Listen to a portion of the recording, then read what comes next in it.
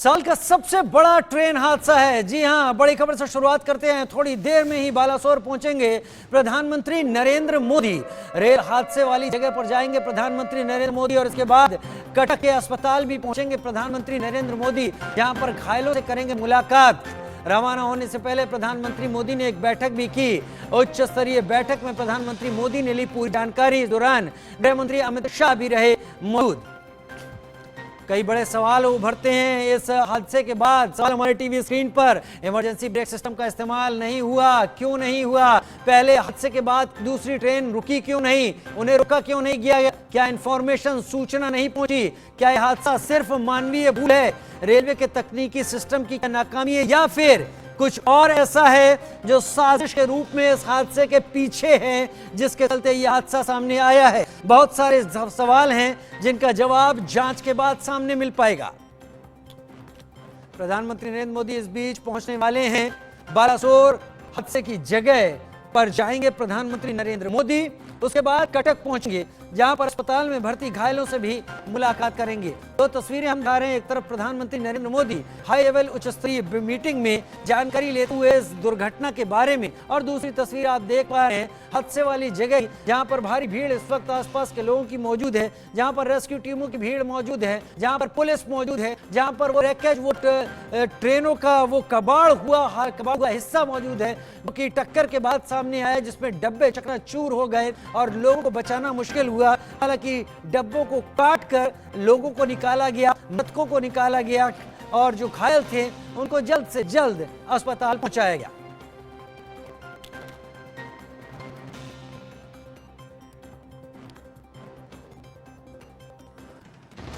उधर सोनिया गांधी ने रेल हादसे पर दुख जताया है। जी हां, ट्रेन हादसे से दुखी और व्यथित हूं। सोनिया गांधी का बयान, पीड़ित परिवारों के प्रति मेरी संवेदना है। सोनिया गांधी ने दुख जताया है, बयान दिया है, इस रेल हादसे से दुखी और व्यथित हूं, पीड़ित परिवारों के प्रति मेरी संवेदना है। सोनिया गांधी का बयान।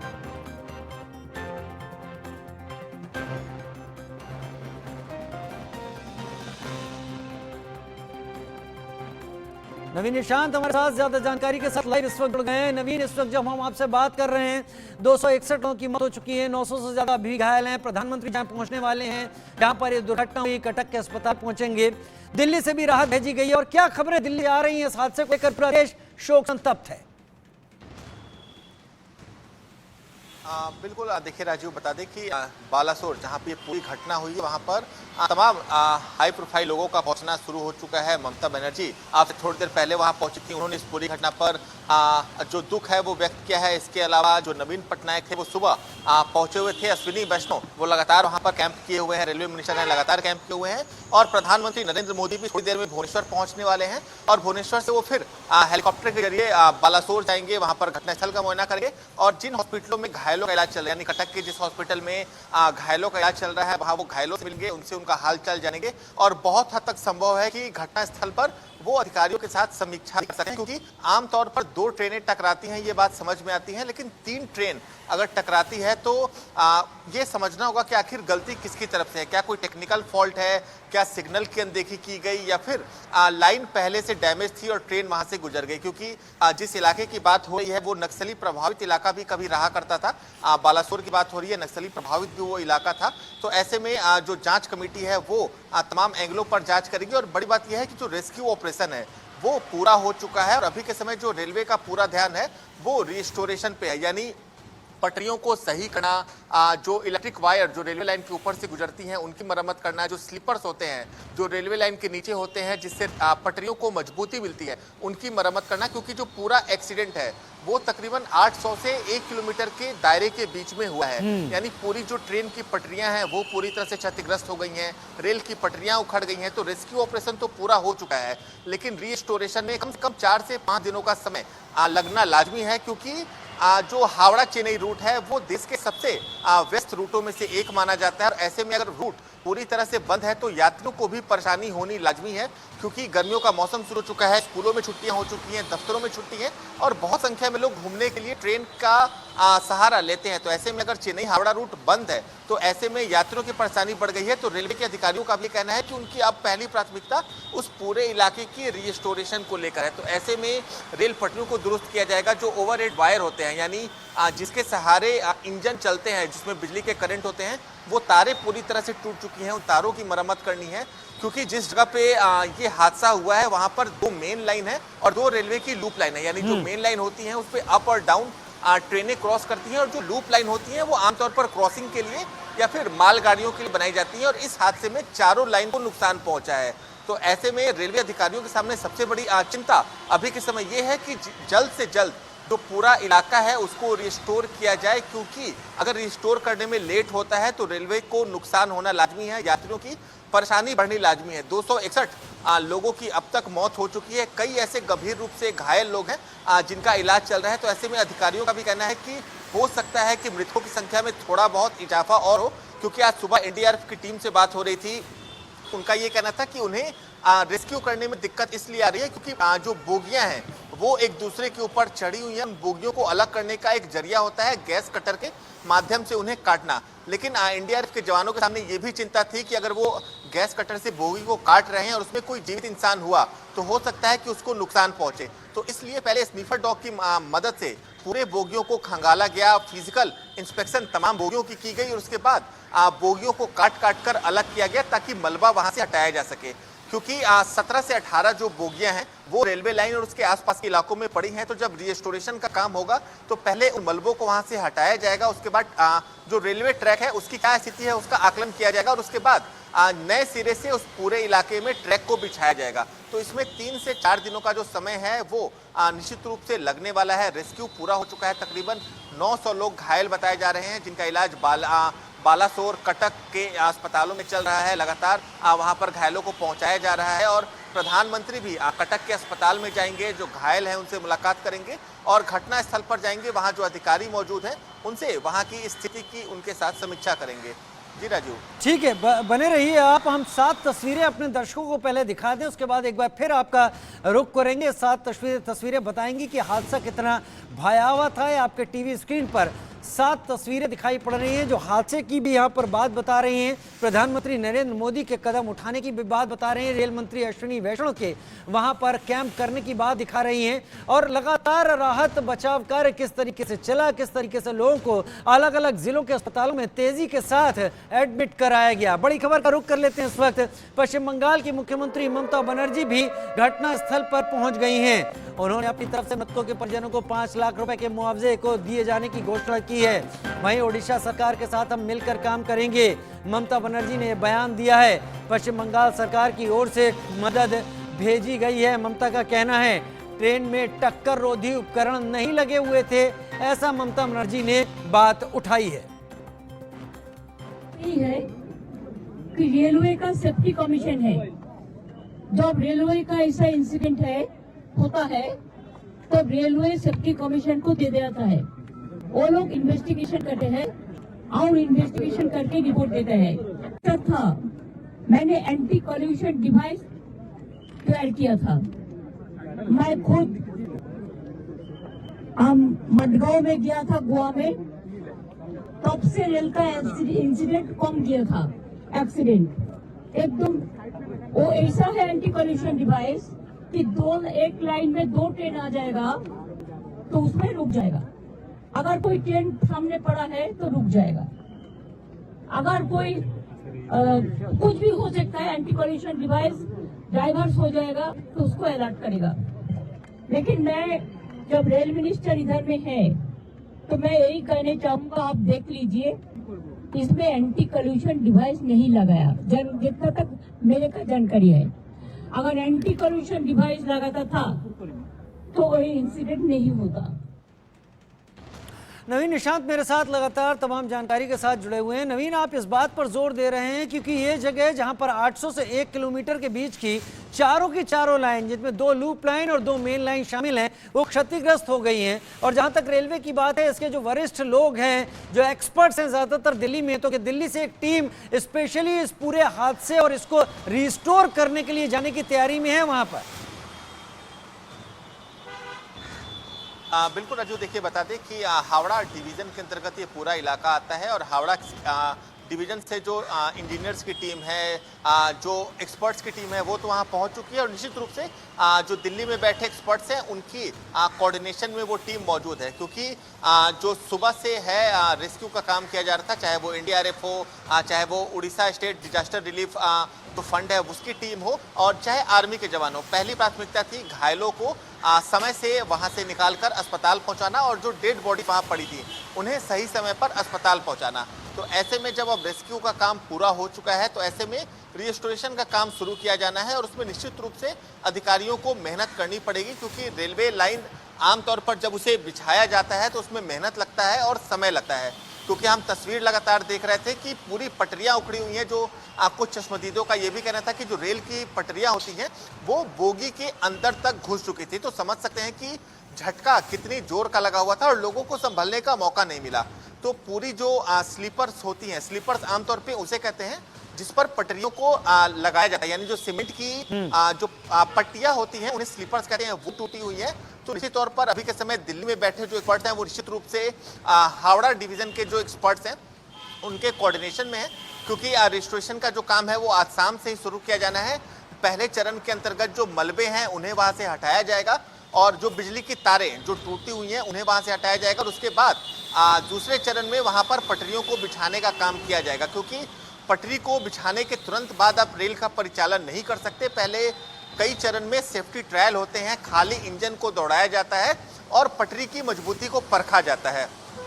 तो ऐसे में रिस्टोरेशन में 4 से 5 दिनों का समय लग सकता है। प्रधानमंत्री वहां पहुंचने वाले हैं और वहां उनको जो तमाम वहां की ग्राउंड की स्थिति है उससे उनको अवगत कराया जाएगा। अधिकारियों के साथ वो वहां बात करेंगे, उसके बाद वो कटक जाएंगे और कटक में जो घायलों का इलाज चल रहा है, घायलों से मिलेंगे, उनका हालचाल जानेंगे। जी राजू, अभी इस बारे में कुछ साफ नहीं हो पाया है नवीन की ये जो जिन लोगों की दुखद मौत हो गई है, जिनका दुखद निधन हो गया है इस हादसे में, वो लोग कहाँ के हैं, किन किन राज्यों के, कितनी संख्या में, अभी ऐसी कोई जानकारी सामने नहीं आ पाई है।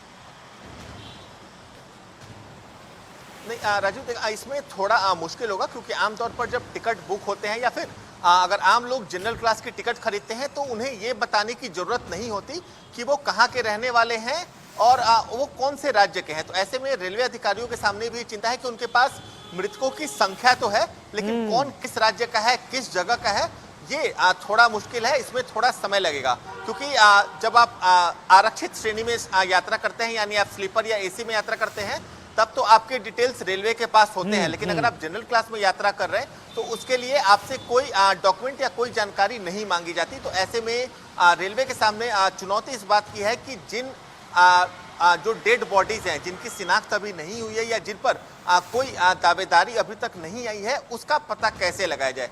आमतौर पर ऐसा होता है कि कुछ दिनों तक इंतजार किया जाता है और अगर कोई उस शव को लेने नहीं पहुंचता तो फिर उसका अंतिम संस्कार कर दिया जाता है। तो रेलवे के अधिकारी अब इंतजार कर रहे हैं कि अगर कोई डेड बॉडीज को लेने आता है तो फिर फॉर्मेलिटी करने के बाद जो डेड बॉडी है वो सौंप दी जाएगी, क्योंकि जो मृतक हैं वो आसपास के इलाकों के ही हैं, चाहे वो बंगाल के मालदा के हों, कुछ लोग तमिलनाडु के भी हैं, उड़ीसा के भी हैं। तो तमाम राज्यों की सरकार भी लगातार कोऑर्डिनेट कर रही है और जो मृतक हैं उनकी सूची निकाली जा रही है। जी हाँ, उनकी सूची निकाली जा रही है। हमारे संवाददाता नवीन निशांत लगातार रिपोर्ट कर रहे हैं, वो सारी जानकारियां आपके सामने रख रहे हैं जो प्रोसेस का हिस्सा है इस वक्त। इस बीच हम लगातार उनके ठीक बगल में आप एक विंडो में देख सकते हैं क्या हालात हैं वहां के, जहां पर हादसा हुआ है।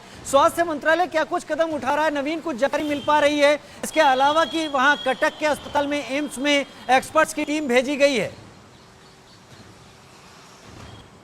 बिल्कुल, देखिए बता दें कि जो एम्स भुवनेश्वर है वहां से 2 डॉक्टरों की टीम को बालासोर भेजा गया था, क्योंकि समझना होगा कि बालासोर जिस जगह पे हादसा हुआ है और उसके आसपास के जिलों में भी कोई बहुत बड़ा सरकारी हॉस्पिटल नहीं है जो एम्स को टक्कर दे सके। तो वैसे में वहाँ मरीजों का इलाज चल रहा है, लेकिन जो गंभीर रूप से घायल हैं, जिन्हें किसी स्पेशलाइज्ड चिकित्सा की जरूरत है, तो वैसे लोगों के लिए एम्स भुवनेश्वर से 2 डॉक्टरों की टीम को बालासोर भेजा गया है, जो वहां पहुंचकर मरीजों को चिकित्सा सहायता उपलब्ध कराएंगे। इसके अलावा एम्स भुवनेश्वर की पूरे हॉस्पिटल को अलर्ट पे रखने को कहा गया है और साथ ही साथ ये भी कहा गया है कि अगर उनकी तरफ से किसी प्रकार की कोताही बरती जाती है तो उनके खिलाफ विभागीय कार्रवाई की जाएगी, क्योंकि बहुत बड़ी मानवीय त्रासदी है। 261 लोगों की मौत हो चुकी है। और गंभीर रूप से घायल लोगों को जिन्हें बेहतर इलाज की जरूरत है उन्हें कटक शिफ्ट किया जा रहा है। वहां के सरकारी अस्पताल में उन्हें चिकित्सा जो सुविधा है वो उपलब्ध कराई जा रही है। जो मामूली रूप से घायल हैं उन्हें लोकल CHC होते हैं जो आमतौर पर लोकल हेल्थ क्लिनिक होते हैं, वहां पर ही इलाज कराकर उन्हें घरों की तरफ भेजा जा रहा है। जो गंभीर रूप से घायल है उन्हें कटक के अस्पताल में शिफ्ट किया जा रहा है और अभी के समय भी जो तमाम डेड बॉडी हैं वो बालासोर के सरकारी स्कूल और हॉस्पिटल्स में रखे गए हैं और परिजनों का इंतजार किया जा रहा है कि जैसे जैसे जो मृतक हैं उनके परिजन आएंगे उसके बाद मृतकों को जो परिजन हैं उनको मृतकों की जो डेड बॉडी है वो सौंपी जाएगी। तो यानी पूरे उड़ीसा के जो हेल्थ सेक्टर है उसे कहीं ना कहीं अभी के समय अलर्ट कर दिया गया है। खासकर कटक, भुवनेश्वर और जो बालासोर के जो मेडिकल फैसिलिटीज हैं उन्हें अभी के समय अलर्ट पर रखा गया है। ठीक है, नवीन आप बने रहिए हमारे साथ। बड़ी खबर का रुख कर लेते हैं इस वक्त ओडिशा के बालासोर के पास इस भीषण हादसे की जानकारी आप को एक बार फिर से देते हैं। ओडिशा रेल हादसे में 260 से ज्यादा लोगों की मौत हुई है, 261 लोग करीब बताए जा रहे हैं। हादसे में मृतकों की संख्या बढ़ने की आशंका जाहिर की जा रही है। बालासोर ट्रेन हादसे में 900 से ज्यादा लोग घायल बताए जा रहे हैं इस वक्त, जिनका अलग अलग जगह, जैसे हमारे संवाददाता जानकारी दे रहे थे नवीन, उनका इलाज चल रहा है।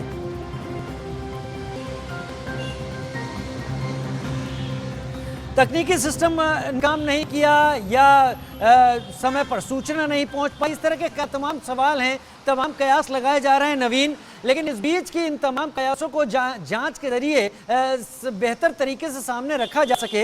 एक एंगल साजिश वाला भी है, क्योंकि आपने भी इशारा किया कभी नक्सल प्रभावित इलाका ये रहा है। वो साजिश वाले एंगल पर जो जांच से जुड़े हुए लोग हैं, जिनसे आपकी बात हुई होगी, जो इस हादसे को कई पहलुओं से देख रहे हैं, वो कितना इस पर ध्यान दे रहे हैं कि साजिश का भी एंगल हो सकता है? बिल्कुल, देखिए बता दें कि जो बालासोर इलाका है वो काफी नक्सली प्रभावित था और पहले भी हम देखते रहे हैं कि नक्सली आमतौर पर रेलवे ट्रैक को उड़ाकर रेलवे की संपत्ति को नुकसान पहुंचाने की कोशिश करते रहे हैं। लेकिन जब रेलवे की जो जांच कमेटी है जब वो इस मामले की जांच करेगी तो ये पता लगाने की कोशिश जरूर की जाएगी कि क्या वहां पर रेलवे की जो पटरी है वो पहले से क्षतिग्रस्त थी या फिर वहां कुछ विस्फोटक के गंध मैं बात फिर से आपका रुख करूंगा, मैं फिर से आपका रुख करूंगा। नवीन बने रहिए आप हमारे साथ। मैं तस्वीरें दर्शकों को दिखा दूं। ये ट्रेन उन यात्रियों को हावड़ा लेकर पहुंची है जो इस दुर्घटना के दौरान कुशल रह गए, बचे, जिन भाग्य से उनको कोई खरोच नहीं हुई या बहुत मामूली चोटें उनको आई हैं, उनको लेकर ये ट्रेन पहुंच गई है हावड़ा स्टेशन, जो कि इस दुर्घटना में उन गाड़ियों में सवार थे। और ये ट्रेन पहुंची है, देखिए ये इसमें उन डिब्बों को इस्तेमाल भी कर लिया गया जिन डिब्बों को नुकसान हुआ था, लेकिन इतना नहीं कि वो अब यात्रा में इस्तेमाल ना किया जा सके और उन्हीं के जरिए इसको आगे लेकर हावड़ा तक जाया गया। तो ये 19 डिब्बों की संख्या है जो कि इस स्थिति में बचे थे कि जिन डिब्बों को पटरी पर चलाया जा सके उन्हें आगे लेकर हावड़ा पहुंचाया गया। और उसमें वो लोग गए हैं जो लोग इस हादसे में किस्मत से जो लोग बच गए, जो ठीक थे, वो हावड़ा पहुंचे। तस्वीरें उस ट्रेन की इस वक्त आप देख रहे हैं किस बुरी तरीके से ट्रेन की बाहर खरोंचें आई हैं, शीशे किस तरीके से टूट गए। टकराने के बाद इन डिब्बों के जांच का विषय ये भी रहेंगे, क्योंकि एक्सपर्ट इन डिब्बों को भी देखना चाहेंगे जिनमें ये सब यात्री हावड़ा पहुंचे। नवीन मेरे साथ एक बार फिर इस वक्त जुड़े हुए हैं क्योंकि हमें तस्वीरें दिखानी थी दर्शकों को। नवीन, आप अपनी बात पूरी कीजिए, क्योंकि साजिश वाले एंगल से भी अब तक रूल आउट नहीं किया गया है। बिल्कुल, देखिए बता दें कि बालासोर नक्सली प्रभावित इलाका था और आमतौर पर नक्सली ऐसा करते हैं कि रेलवे की संपत्ति को नुकसान पहुंचाने के लिए वो रेलवे ट्रैक पे विस्फोट करके उसे उड़ा देते हैं। ममता बनर्जी ने भी अपने भाषण में ये कहा है कि ये एक सोची समझी साजिश का भी हिस्सा हो सकता है। तो निश्चित रूप से जब रेलवे की जांच कमेटी इस पूरे मामले की जांच करेगी तो निश्चित रूप से ये भी पता लगाया जाएगा कि क्या रेलवे की जो पटरी है वो पहले से कहीं टूटी हुई तो नहीं थी या फिर कहीं आसपास विस्फोटक होने के कोई निशान, क्योंकि इतनी बड़ी दुर्घटना जहां 3 ट्रेन आपस में टकरा जाती है, कहीं ना कहीं सवाल कई तरह के खड़े कर रहे हैं। इससे भी इनकार नहीं किया जा सकता कि क्या ये एक सोची समझी साजिश है या नहीं।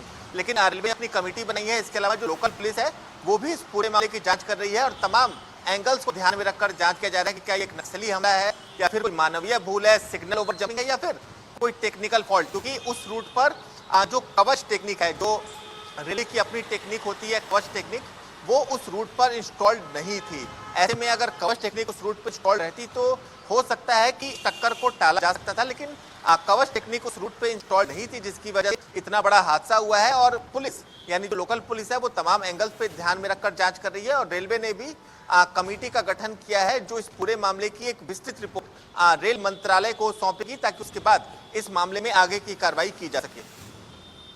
जी हाँ, और नवीना बने रहिए हमारे साथ, बड़ी खबर का रुख करेंगे, लेकिन इससे पहले अपने दर्शकों को बता दें कि जो रेस्क्यू ऑपरेशन था वो पूरा मान लिया गया है। अब जो स्थिति है, अब कोई भी ऐसा शख्स नहीं है जो इस ट्रेन के मलबे में, इन ट्रेनों के मलबे में फंसा हुआ हो। लेकिन इस बीच बड़ी खबर आ रही है, बालासोर में रेल हादसे से जुड़ी हुई बड़ी खबर इस वक्त। ओडिशा में रेस्क्यू ऑपरेशन खत्म हो गया है। जी हाँ, रेस्क्यू ऑपरेशन में एनडीआरएफ और एसडीआरएफ ने हिस्सा लिया। सेना और स्थानीय पुलिस ने भी लगातार मदद की, स्थानीय लोगों ने भी जमकर मदद की। इस दौरान मौके पर रेल यातायात बहाल करना बड़ी चुनौती है। बालासोर में रेल हादसे से जुड़ी बड़ी खबर इस वक्त आ रही है। ओडिशा में रेस्क्यू ऑपरेशन खत्म, एनडीआरएफ एसडीआरएफ ने हिस्सा लिया। जी हाँ, बालासोर हादसे पर दिग्विजय सिंह बोले। दिग्विजय सिंह कांग्रेस नेता ने बोला रेल मंत्री को इस्तीफा देना चाहिए। शास्त्री जी ने एक हादसे पर पद छोड़ दिया था, दिग्विजय सिंह का बयान। बालासोर हादसे पर दिग्विजय सिंह बोले इस्तीफा दो, इस्तीफा दीजिए। रेल मंत्री अश्विनी वैष्णव, उन्हें इस्तीफा देना चाहिए। कांग्रेस नेता है कितना आदमी का मौत हो गया है, कितना आदमी घायल हो गया है, कितना आदमी का पूरा सामान चोरी हो गया है, कितना आदमी का पैसा चला गया, कितना आदमी का मोबाइल चला गया, ऐसा हो गया हुआ है। हम बिहार जाना, हम बेंगलोर से आए हैं, बिहार अभी मेरे को जाना है। मेरे पास भी कोई सुविधा नहीं है, कुछ भी नहीं है अभी। सब चला गया, पैसे लेके, मोबाइल से लेके सब चला गया हुआ मेरा भी। अभी घर वाले को बोला ही नहीं, अभी हम लोग घर वाले को ले रहे हैं। इस वक्त नवीन शांत हमारे साथ बने हुए हैं। नवीन शांत, आप हमारे साथ बने रहिए, हम जल्द हाजिर होते हैं इस ब्रेक के बाद।